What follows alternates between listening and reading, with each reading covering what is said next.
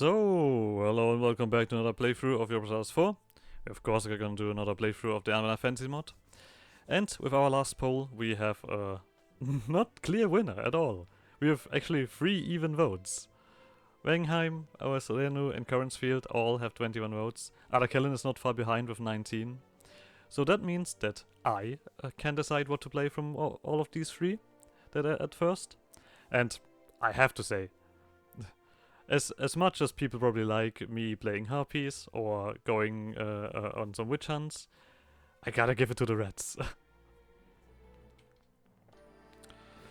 But before we jump into the playthrough, as always, we're gonna quickly go over some maintenance and decide for a new group of nations that I might play next.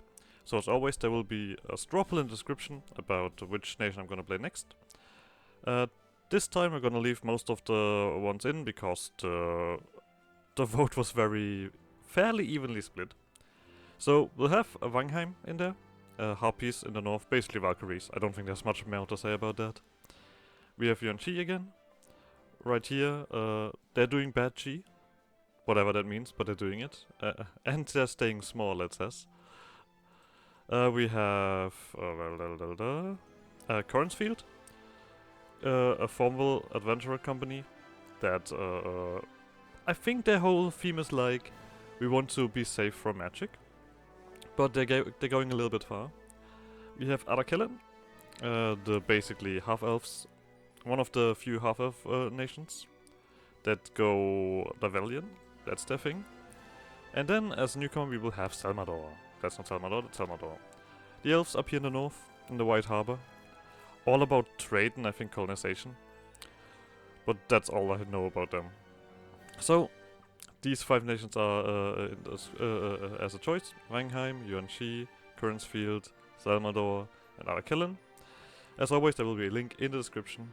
But, before we do too much talking, because I know there's a lot of reading to do, let's jump into Uesrennu.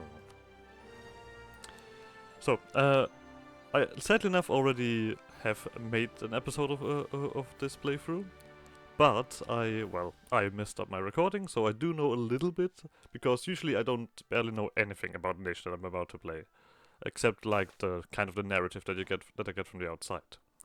This one I actually have read through all of this, but of course this is all new, so I will read through at least these 2.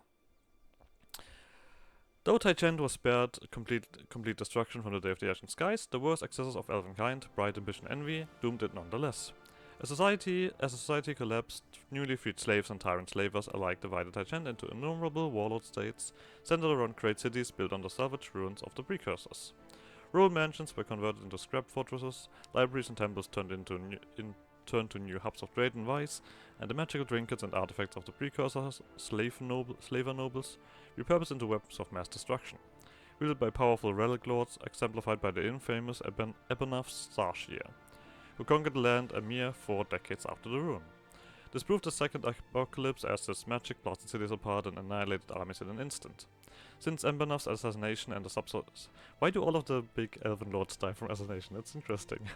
And the subsequent collapse of his empire, Taichent has been consumed by the cycle of warlordism, a social-political system dominated by endemic warfare, strong rulers, and the rise and fall of kingdoms and empires.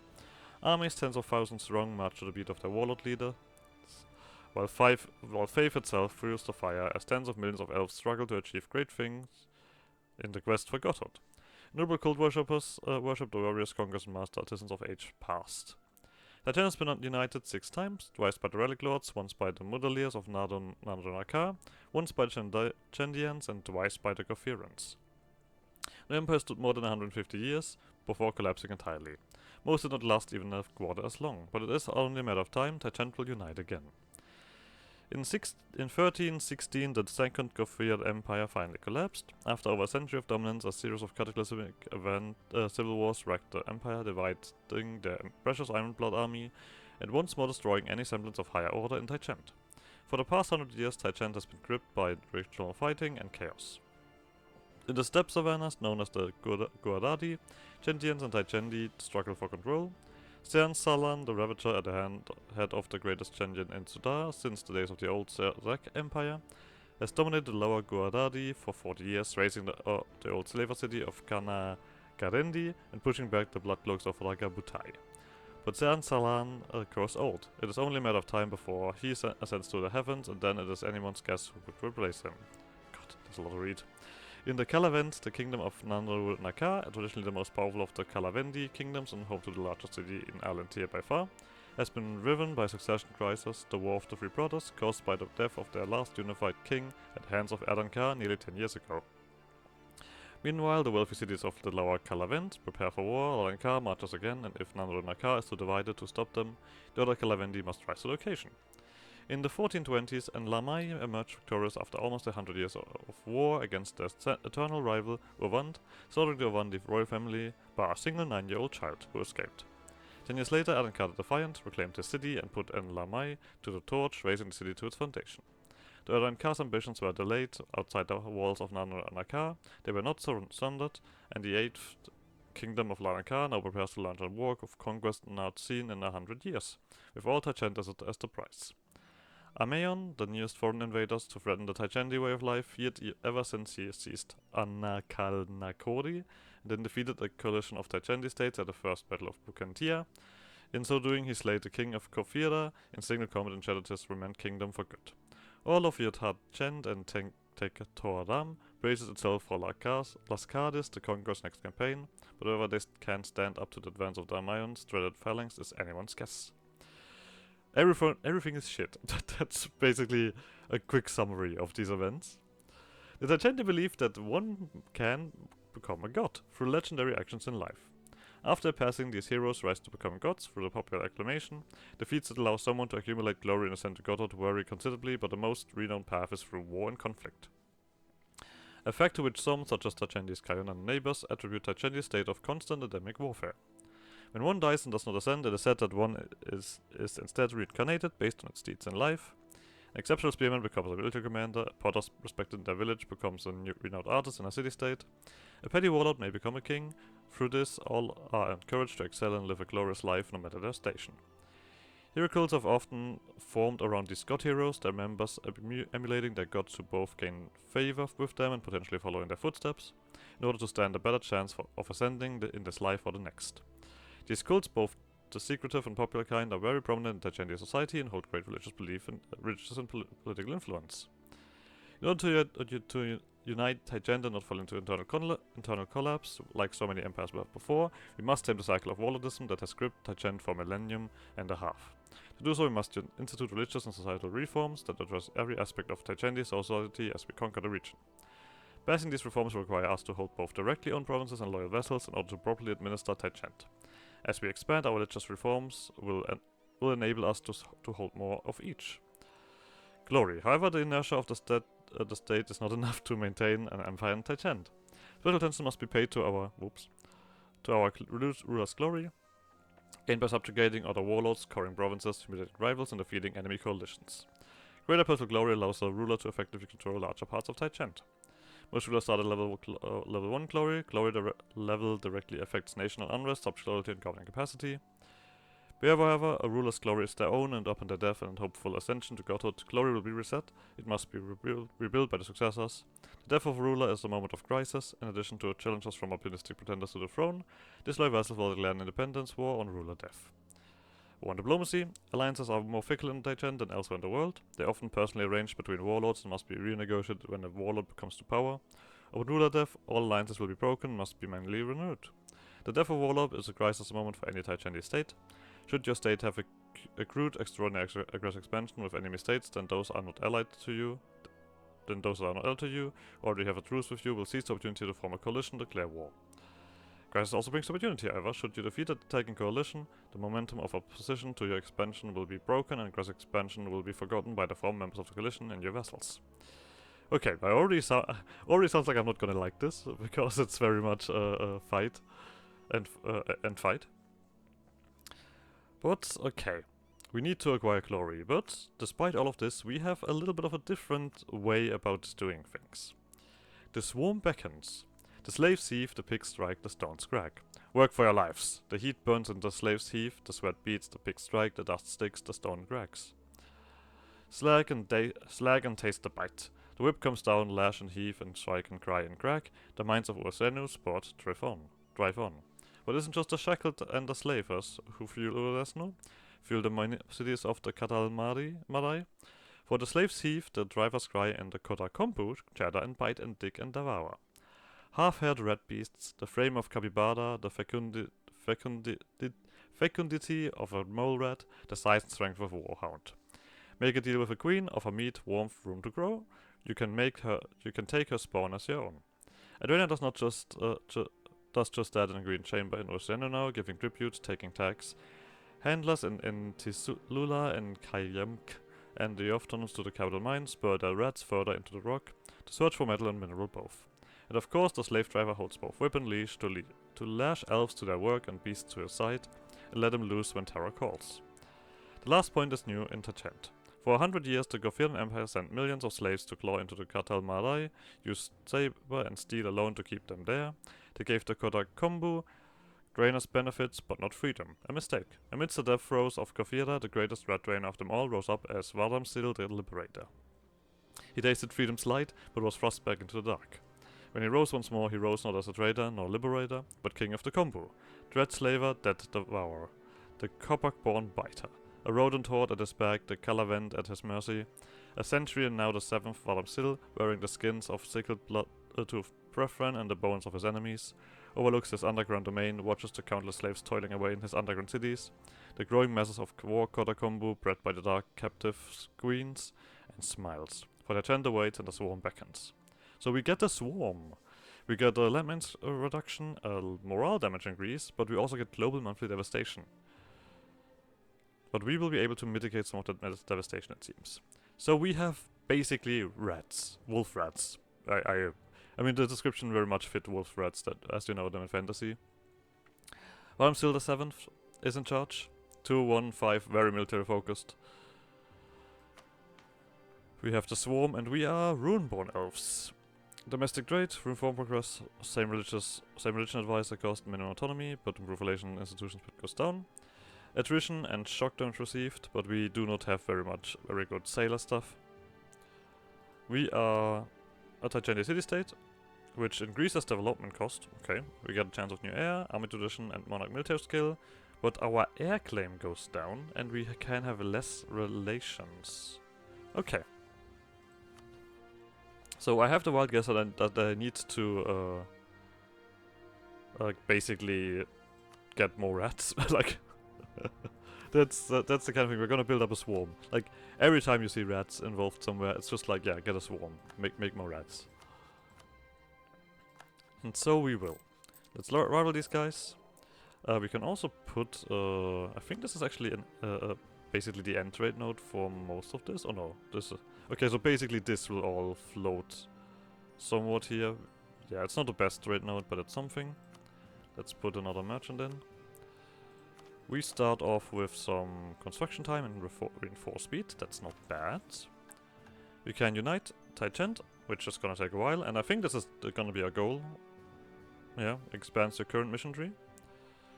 We can enshrine our place in history, where we need 23 provinces and has replaced traditional rulers. This also turns us in the Tachandi kingdom. Okay. And this is just the usual stuff. So we have the Tachandi hero codes. We get monthly war exhaustion, prestige from land battles, and we have the ruler the glory mechanic.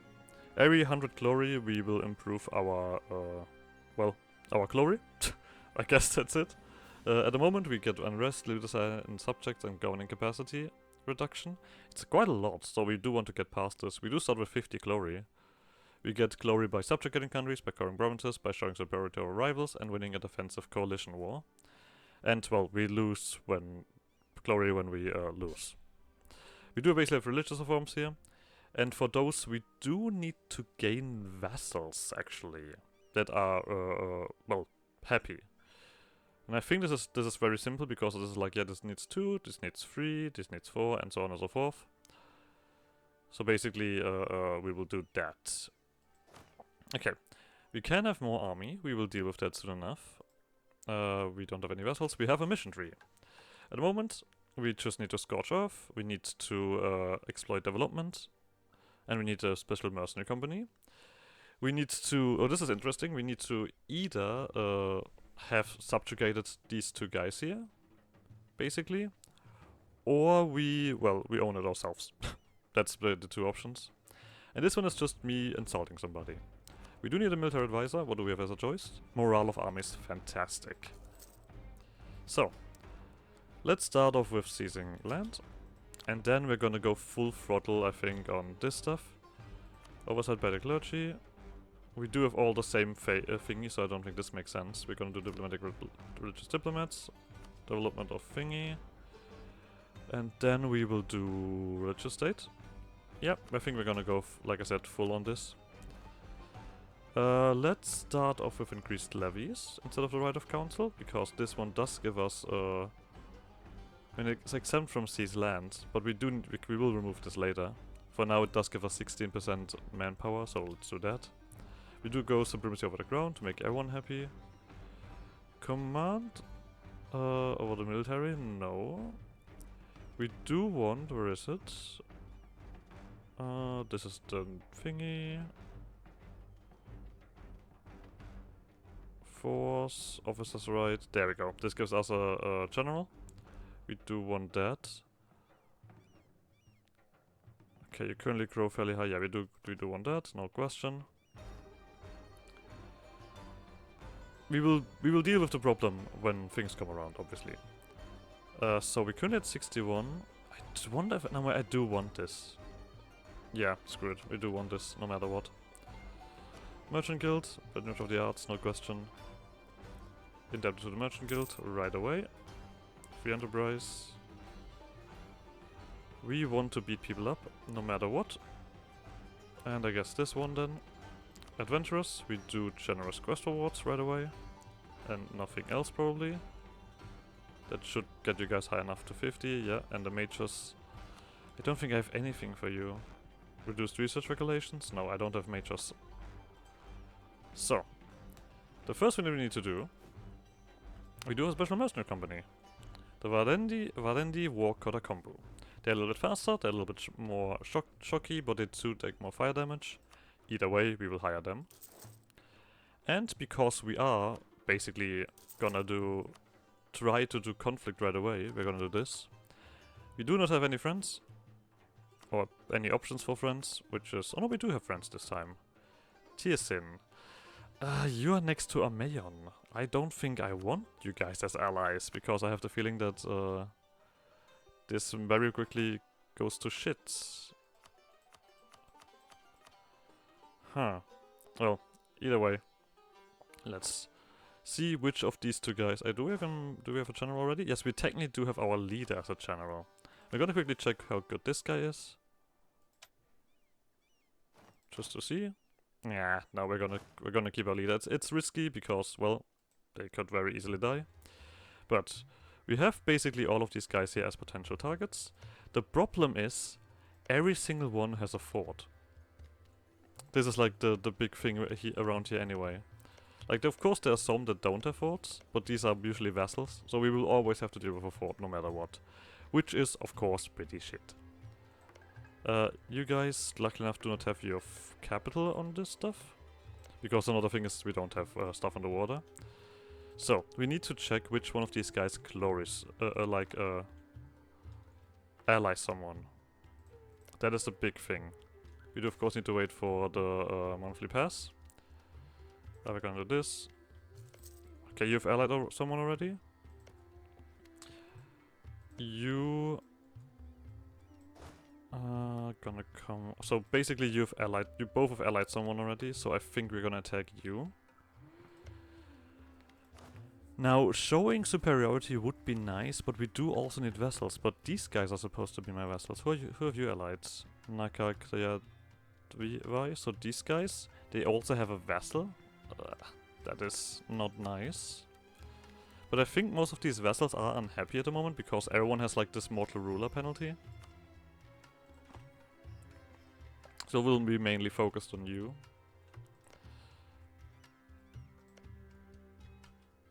Both of you are like this. No wait, these guys are all just called the same, that's why. I think We're gonna start off with beating this guy up, right? You have no friends at the moment? The question is if we want to vassalize you. Or if we actually want to go like for immediate show superiority. Because you are a rival. And getting the bonus here would be nice. Like none of this matters for us. Let's think about this. I just want to quickly check that I'm actually recording. So, let's think about this. You have 8k yourself. You have a pretty decent ruler. What about you? Do you have a decent ruler? Graven? Or you have Graven. So this would call in Naka Kiryat, but they do have this here. The problem is these guys might be able to hide in the thingy. I feel like I need another monthly tick at least. This is you, right? Oh no. Oh, you! Yes, please, actually. That is fantastic. That also protects me. I could promise some territory. Oh, you're sitting on your isle. Okay, you're not a good choice. Because we cannot actually attack you. Yeah, then we're gonna... Oh, but this is also bad. No, I think actually you might be the choice of attack. We can promise these guys territory, but then just not give that to them, because I don't give a shit. I do want another morale tick. This is still not a lot. Oh, you've allied someone else. Goddamn bastards. Okay, maybe we'll do these guys and then just run into here. That might be the better choice. We declare war. You will not join. Oh, and your ruler is cruel. We can't even promise you territory. Is there a world where I gain enough favor with you? I mean, something that we can technically do is attack you before you get any allies. And then not attack you so that you come out. Because it is a superiority war. Yeah, there you go. Steroids, no thanks. There we go. The Remnant Shandians. In the 1890s, in response to a provocative invasion of their homeland by the philosopher King Dalatan Fredsworn, a Chendian warlord named Utalan Bek rose to unite the tribes of the steppe. In a lightning-quick and incredible destructive series of conquest, Utalan, the Decimator, conquered nearly all of Taichen, saved the rugged hills of the Advakala. Though his empire would collapse during the reign of Utalan's heir, remnant Asudas, Chendian kingdoms would dominate Taichen for nearly 50 years. Despite the destruction at the hand of Ol-Halkar the fortress and the exile of most Chendians back west, some remained in Taichen, defending isolated remnant communities. One of these communities has recently come into conflict with its neighbors, as the local Taichendi nearby blamed the Chendians for a series of recent destructive conflicts, claiming they instigated a nearby warlord to invade, then did not do enough to stop them. The Chendians plead their innocence, but few support them. It is up to us to step in, should we seek to either save them, in which case they will likely offer their military service to us, or defuse the situation by expelling them. So we can do this, which gives a place a little bit of a boost. Gives us also a tiny bit force limit, or we can expel them, which makes us lose some manpower. Oh no, this is bad. I think this is gonna be the right choice. Are you gonna do anything except walking back? Doesn't look like it. Nope. I mean, we can occupy this province at first. It is a capital province, so we do not want everyone here. I do not have enough dudes to do this correctly, so let's do this. No need to lose all of the manpower. Oh, this is gonna be awful. I guess what we can do is actually curry favors. Oh, you would join this for some reason. Huh? Why? This is a easy fight. Okay, whatever. We're gonna lose a bunch of money here. We also should insult somebody. Because... Send insult. There we go. Only noble insult. This does not say scornful insult. Talavana's companion. What value do these diplomats and ambassadors have? Words are useless, only strength matters. And the Katakombu have plenty of it. After gazing fascinated at the Katakombu in the center of the feeding pack for a while, Ramsil VII commanded the closest servant to bring us air. How do the rodents rustle the best place to eat from the others, allowing him to get all of the choicest pieces? He would give this one to the heir as a pet and companion. There's more to learn from him than from any of those dusty tutors. The bones of the ambassador made a sickly crunch every time one of the mole rats took a bite out of them. So, we're not nice. just saying, we are not very nice. But you will get a little bit of a boost here, fantastic. Next thing we have here is make everyone loyal and do our first reform. Yeah, I mean, the only thing that we can really do is wait.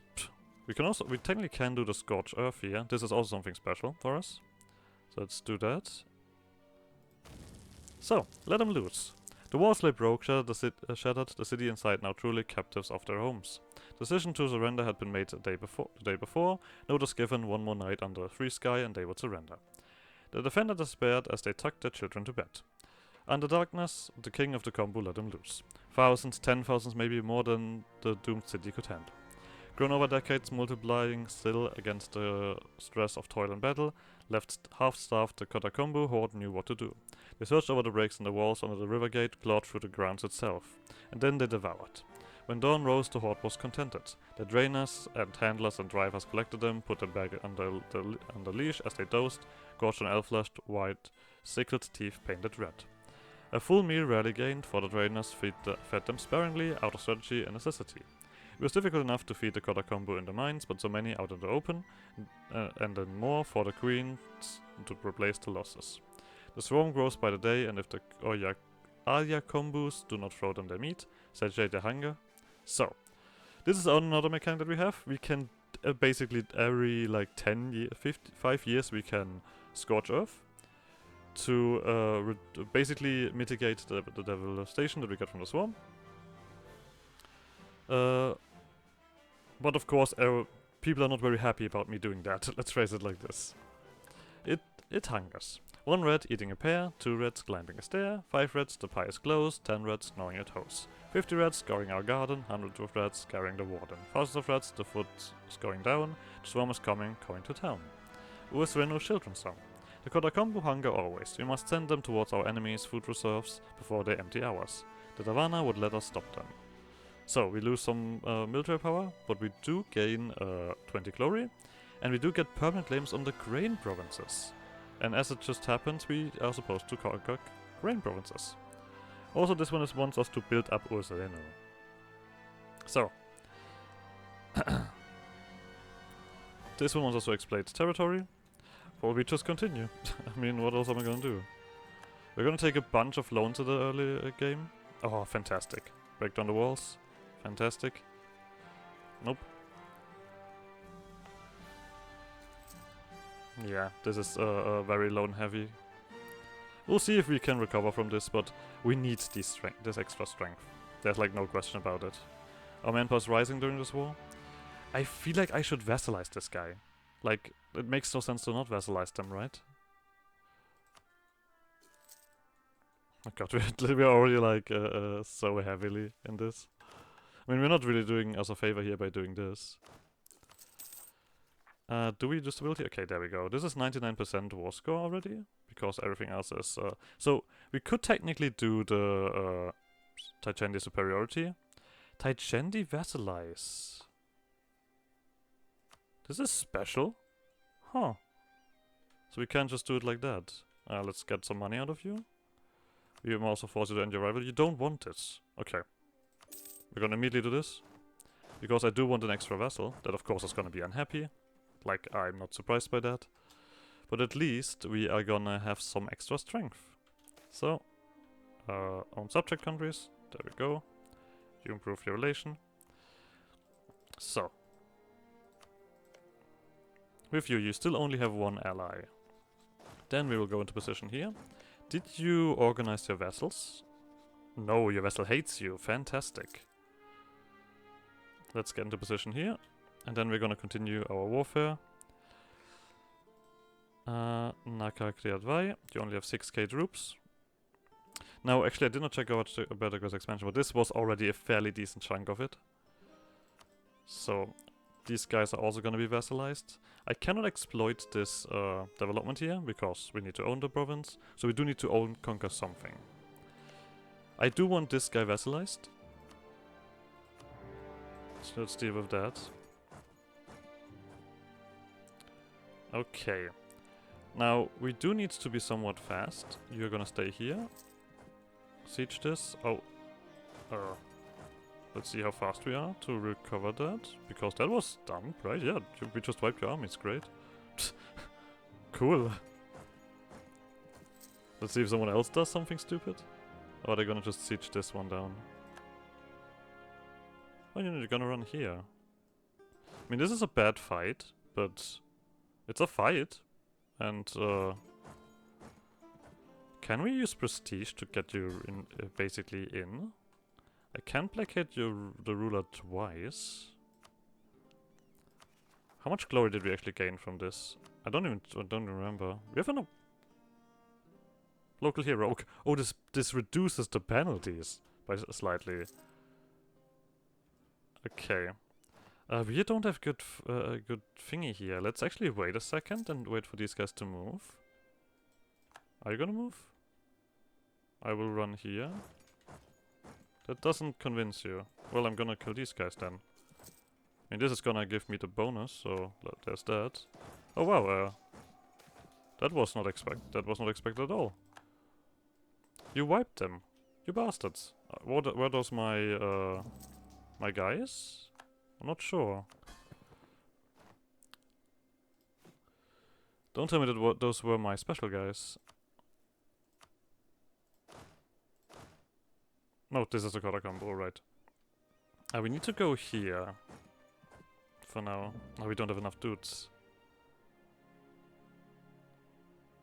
Oh, independence. Yeah, okay, then we're completely right here. You are gonna go over here. Fantastic.